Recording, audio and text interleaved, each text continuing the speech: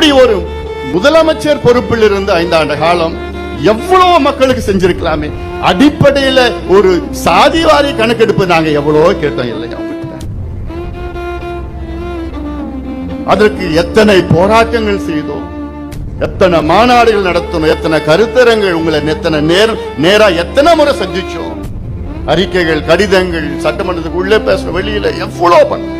அதுல என்ன உங்களுக்கு அவ்வளவு பிடிவாதம்? கணக்கெடுப்பு நடத்த மாட்டேன்.